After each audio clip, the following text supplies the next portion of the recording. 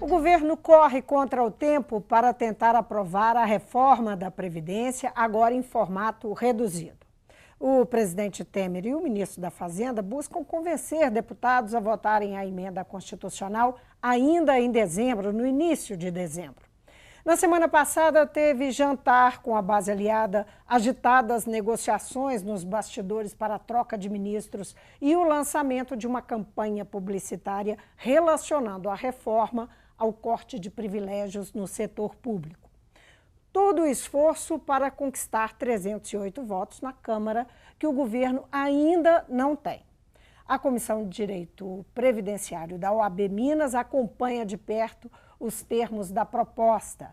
Conversa conosco o advogado Anderson Avelino, presidente da comissão. Tudo bem, Anderson? Prazer em tê-lo aqui outra vez. Muito obrigado pelo convite. Bom, agora vamos à nova proposta, essa proposta que estão chamando de mais enxuta, não é? Você diria que essa proposta reduz o impacto sobre o trabalhador? Na verdade, eu digo que essa é uma proposta maquiada. Foi um texto apresentado pelo presidente Michel Temer aos congressistas que foram convidados a esse jantar. Um jantar esse que foram convidados mais de 300 congressistas e compareceram mais de 170, o que prova que o presidente Michel Temer vai ter muita dificuldade para aprovar a reforma da Previdência, o Planalto terá dificuldade. E eu digo que foi apenas uma leve maquiada. O que a gente pode considerar como sendo relevante é que o tempo de contribuição mínimo que tinha na PEC 287A, que era de 25 anos de contribuição, que são 300 meses, foi reduzido, mantido para o que é hoje 180 contribuições, são 15 anos.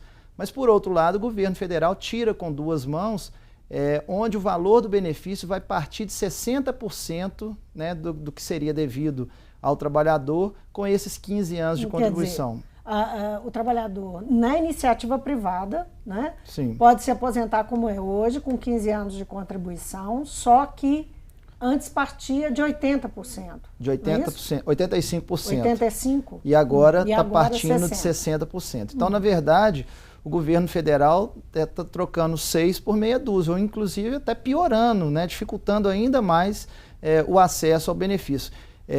Quem vai receber salário mínimo, isso não faz tanta diferença, mas para quem vai receber um valor acima do salário mínimo, é óbvio que vai fazer diferença, porque você vai perder 40% do valor do seu benefício. Isso tem quando se fala que agora você tem que ter 40 anos, contribuir por 40 anos para ter uma aposentadoria com a integralidade. Com a integralidade. São dois pontos importantes. Primeiro, que o valor da integralidade da aposentadoria não quer dizer que vai receber o valor no teto. Sim. O teto do regime geral, que é o INSS, hoje está no valor de R$ 5.531,31.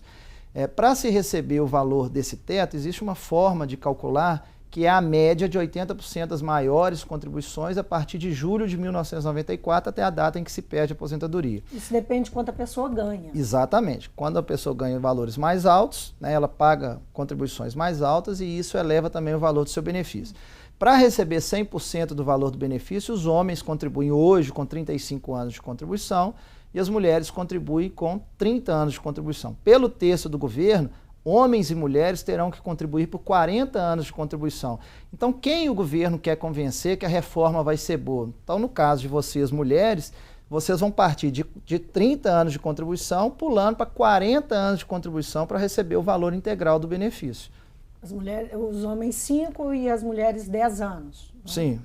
Exatamente. As mulheres hoje contribuem com 30, passariam a contribuir com 40 anos de contribuição. Agora, para o funcionalismo, tem algumas variações aí nas regras, né? Uma delas, quer dizer, apesar do tempo ser o mesmo, são 40 anos para conseguir a integralidade, a parte de 25 anos e não de 15, o tempo mínimo, não é isso? Sim. É importante dizer que o servidor público, que faz parte do regime próprio de previdência, ele tem 4 requisitos para se aposentar. Ele tem que ter tempo de cargo público, ele tem que ter tempo de serviço público, ele tem que ter idade e tempo de contribuição.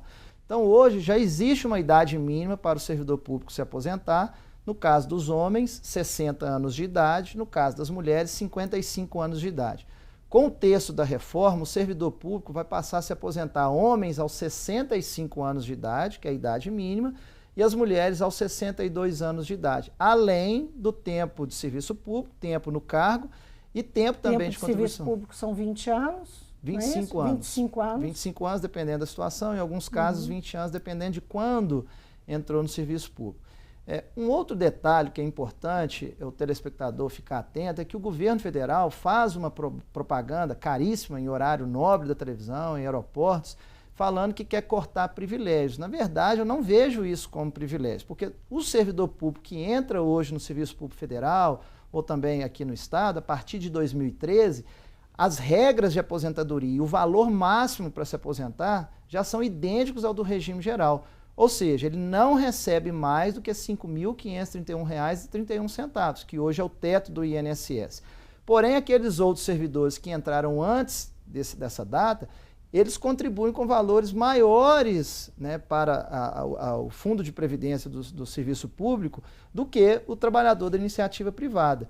E aqueles que entraram no serviço público entre 2003 e 2013 também não se aposentam com o valor da integralidade do salário. Eles se aposentam também pela média de 80% dos maiores salários de contribuição. Uhum. Então, você diria que o governo está usando o servidor, o discurso do privilégio do servidor como uma forma de tornar a reforma, essa proposta palatável, é isso? O governo, é uma estratégia? Sim, o governo tenta convencer parlamentares e tenta convencer a população de que a reforma da Previdência, primeiro, ela é boa porque vai economizar um gasto público. Primeiro que eu não vejo gasto como pagamento de Previdência como gasto, eu vejo como investimento social. E mais, nós pagamos muito contribuição previdenciária, então o governo não está fazendo nenhum tipo de benesse à população. E segundo, que o governo federal tenta iludir, né, e mentir para a população falando que existem privilégios dos servidores públicos. Primeiro, que a maioria não recebem altos salários. E segundo, que muitos servidores públicos já não recebem mais o valor do seu último benefício no momento da aposentadoria. Então é preciso respeitar determinados direitos e determinadas situações jurídicas. Agora, tem uma informação de que 65%, isso foi uma das coisas que saiu na imprensa, 65% dos trabalhadores brasileiros que podem se beneficiar da Previdência, que são contribuintes, não seriam afetados por essas regras. Você acha isso possível, levando em conta enfim, as alterações que estão sendo propostas? Bom, é preciso essa informação teria saído de um estudo da Câmara dos Deputados. Sim, primeiro a gente tem que ver parte por parte, né? A reforma da Previdência, ela traz alguns pontos muito importantes. Então, para rechaçar esse argumento do governo federal que aquelas pessoas, inclusive que já estão já tenham se aposentado, não serão atingidas pela reforma da Previdência, é um argumento falacioso, mentiroso. Por quê? Um dos pontos, né, que eu considero mais duros, né, da reforma da Previdência é a não possibilidade de acumulação de pensão por morte com aposentadoria acima de 2 salários mínimos. Então vamos imaginar uma situação hipotética, né, um servidor público ou um trabalhador de iniciativa privada que receba R$2.000, que é um valor acima de 2 salários mínimos. Se o seu cônjuge, ou companheiro ou companheira falece, não vai poder receber a pensão por morte. E são coisas totalmente distintas. Pensão por morte, o fato gerador do benefício é a morte. E a aposentadoria, o fato gerador do benefício, são aqueles valores que foram pagos ao longo de toda uma vida. Então, 100% das pessoas, inclusive aquelas que já estão já aposentadas, elas serão atingidas pela reforma da Previdência. Um outro ponto que eu penso que é nefrálgico também é a instituição de uma idade mínima para se aposentar. Homens aos 65 anos e mulheres aos 62 anos de idade. O governo traz uma regra de transição, né, que vai aumentando a cada 2 anos a idade mínima, partindo de 53 anos para as mulheres e 55 anos para os homens, só que tem uma parte do texto que chama ajuste automático da idade mínima.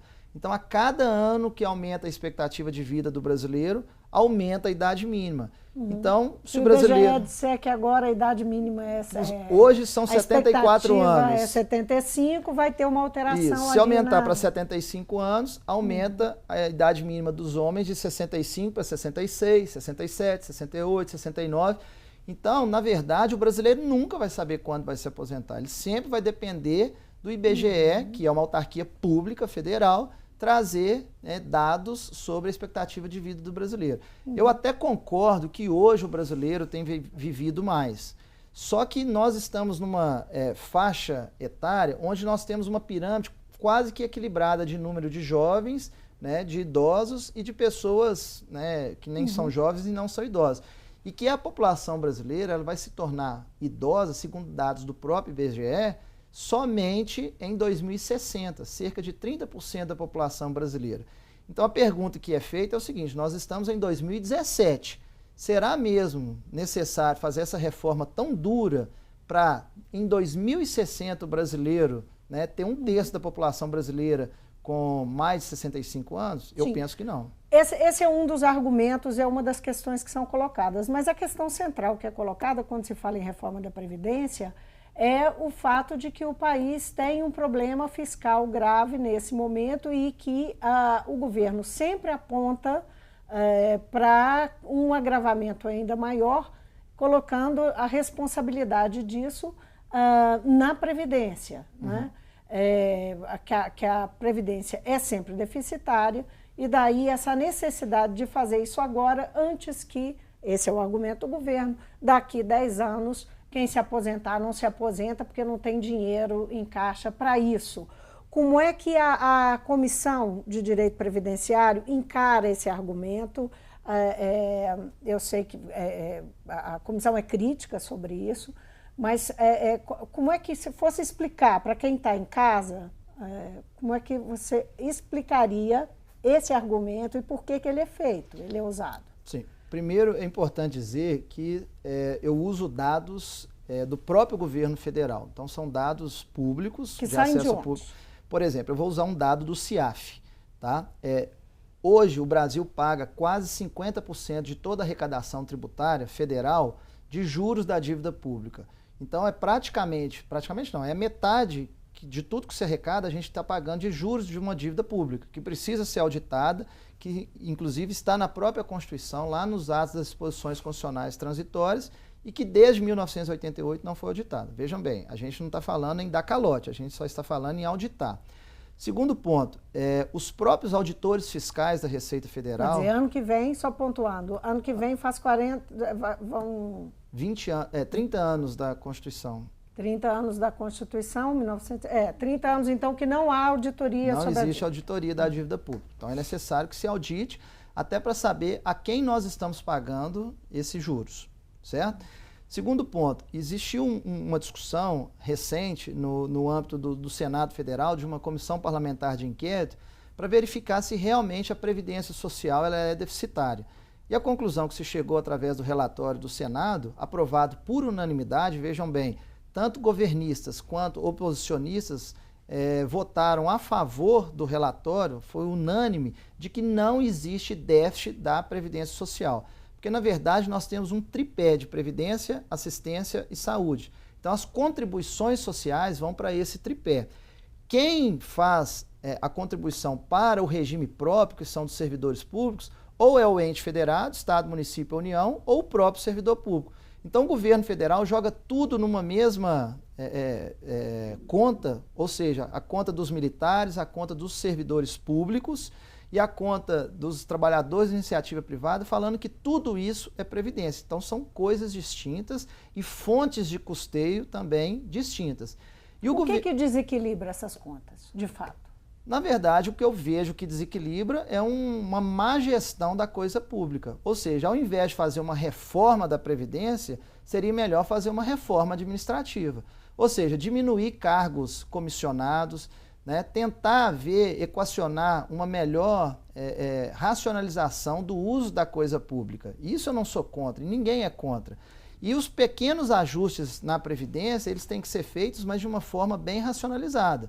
E aí eu vou te dar um exemplo. Até bem pouco tempo, um homem ou uma mulher, ainda que fosse jovem, e a esposa falecesse, recebia pensão por morte para o resto da vida, ela era vitalícia.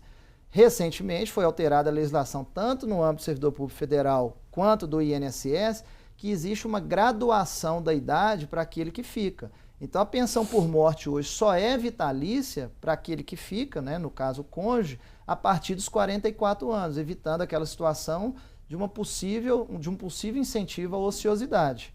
Então hoje, esses pequenos ajustes a população aceita. Agora, a reforma da Previdência com um aumento significativo, né, da idade mínima, um não aumento, segundo o último texto apresentado pelo governo federal, do tempo de contribuição, porém a redução do valor partindo de 60%, a não possibilidade de acumulação de pensão por morte com aposentadoria, a também dificuldade de acesso das aposentadorias especiais, tanto do servidor público quanto dos trabalhadores de iniciativa privada, que são aquelas pessoas que trabalham expostas a agentes físicos, químicos e biológicos. Tudo isso é para dificultar o acesso aos benefícios previdenciários. E repito, nós pagamos e pagamos muito por previdência. São no mínimo 7 fontes constitucionais da Seguridade Social. Então incide sobre a folha, né, de salário do trabalhador, sobre aquilo que as empresas pagam, o lucro líquido das empresas, né, tem a CID de combustível. Então são várias fontes de arrecadação, são 7 lá na Constituição, né? A DRU, que estão lá no artigo 195 da Constituição, só que o governo federal só considera 2 fontes de arrecadação. Ou seja, ele só considera aquilo que é pago pelas empresas, né, de contribuição previdenciária e aquilo que é pago pelos empregados, desconsiderando as outras fontes. É importante quem está em casa entender por que existem esses discursos dissonantes, né? O governo federal diz que é deficitário e os fiscais, os advogados especialistas em direito previdenciário contradizem como você está fazendo. É justamente nesse ponto. Sim, e vejam bem... Na questão da contribuição, né? O que está valendo, o que está no pacote, né? Uma coisa razoável que o governo retirou do texto recentemente apresentado é a extinção da desvinculação das receitas da União, popularmente chamada DRU. Hoje, de tudo que se arrecada de tributação federal, 30% é desvinculado e gasta-se com o que quiser, inclusive as contribuições previdenciárias. Então, é uma contradição. Ora, se o sistema é deficitário, eu vou tirar 30% para gastar com tudo, menos com previdência? No novo texto, o governo federal acaba com a DRU. Isso é razoável. Porém, ele mantém regras muito duras de acesso aos benefícios, como esse que eu disse anteriormente. Agora, quem que vai ser mais afetado? A população pobre. Se passar, né? Nós estamos aqui trabalhando em cima da proposta, né?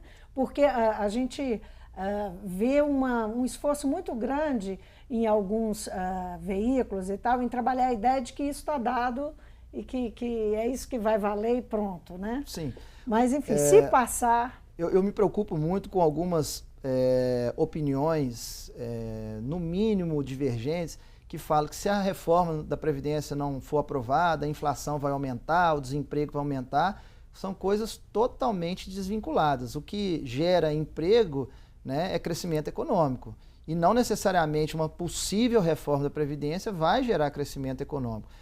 Agora, voltando a outra pergunta, quando você disse quem serão os mais prejudicados, eu posso afirmar categoricamente, serão as pessoas pobres. Porque a pessoa que tem uma condição financeira melhor, e aí ela fica um pouco receosa em relação à previdência pública, seja o servidor público, seja o trabalhador de iniciativa privada, vai pagar uma previdência privada, que nada mais é do que um investimento financeiro.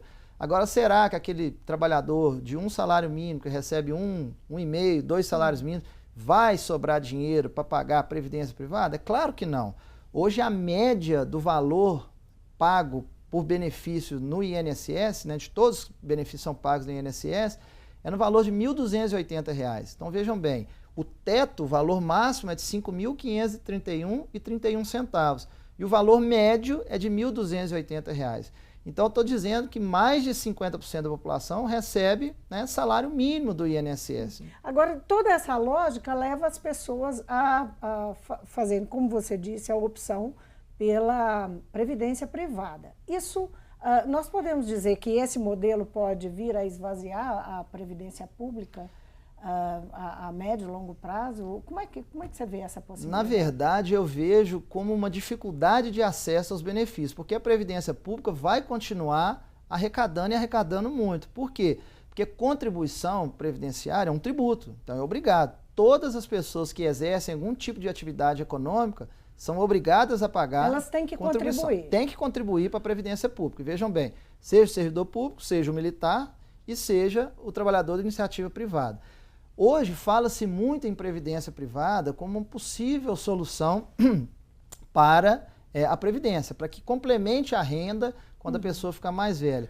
Mas só que a previdência privada é um investimento financeiro, como você vai lá no banco e põe dinheiro na poupança, compra título da dívida pública. Não existe uma garantia de que o trabalhador vai receber um valor X no futuro. Sim. Agora, a Previdência, ela continua arrecadando e os trabalhadores vão transferir parte, né, da expectativa e recursos para a Previdência privada. Esse dinheiro, e muita gente não vai conseguir aposentar porque o tempo vai aumentar, esse dinheiro vai servir para quê? Como é que você enxerga, né, esse esforço do governo assim? Bom, na verdade, o dinheiro, a previdência privada interessa, óbvio, claramente, as instituições financeiras, aquelas que vão vender os planos de previdência, banco, né? Então é mais uma forma de investimento financeiro. E até incongruente, porque nós estamos vivendo uma crise financeira e nos últimos 2 anos, com o aumento do desemprego, né, com o achatamento da renda dos trabalhadores, o aumento dos valores pagos à previdência privada aumentou cerca de 20% no Brasil. Então, mesmo com crise, né, os valores depositados em previdência privada aumentaram em 20% no Brasil. Ou seja, o governo federal está querendo tocar um medo na população, falando que se não tiver reforma da Previdência, né, a Previdência vai quebrar. Esse discurso vem desde a época do presidente Fernando Collor de Mello. E a Previdência não quebrou até hoje, e não vai quebrar porque tem dinheiro e arrecada muito.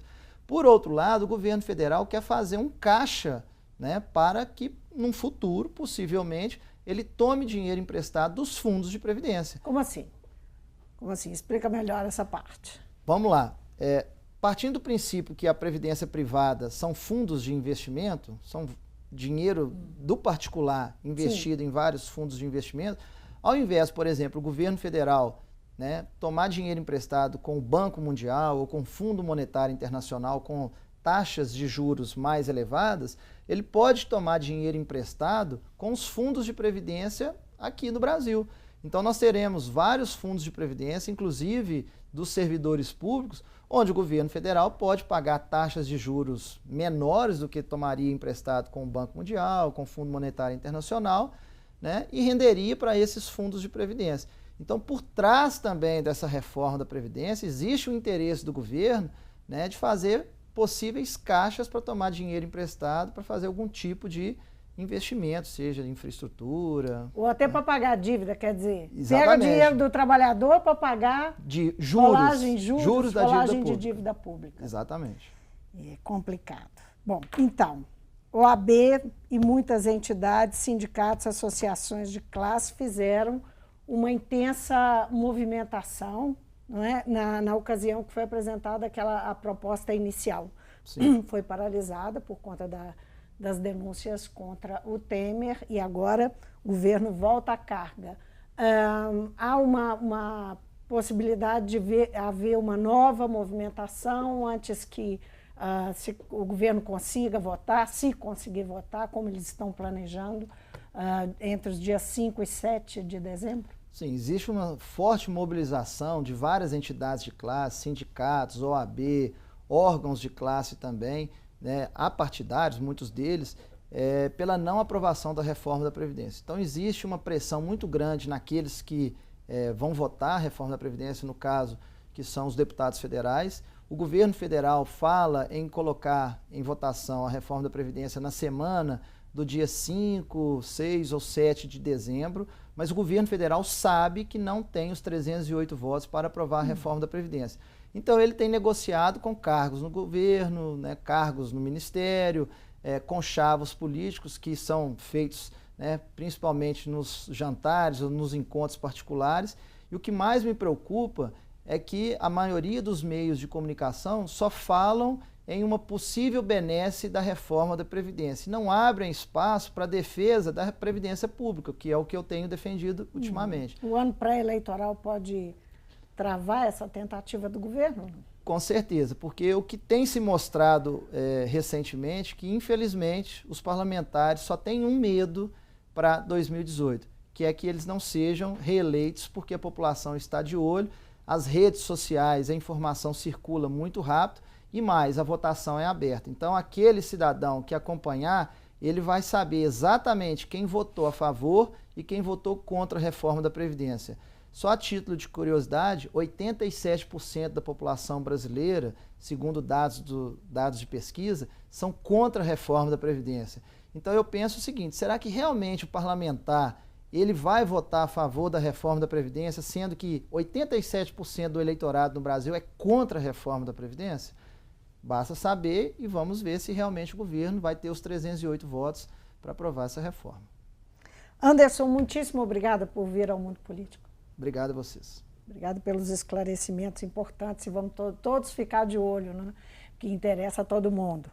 Eu conversei com o advogado Anderson Avelino, ele é presidente da Comissão de Direito Previdenciário da OAB Minas.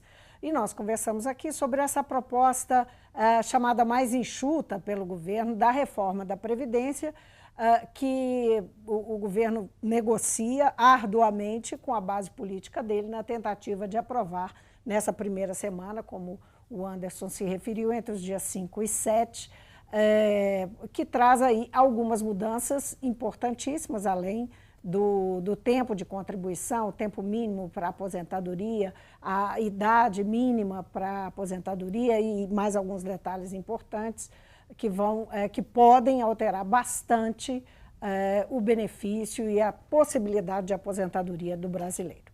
O Mundo Político fica por aqui. Obrigada por nos acompanhar e até o próximo programa.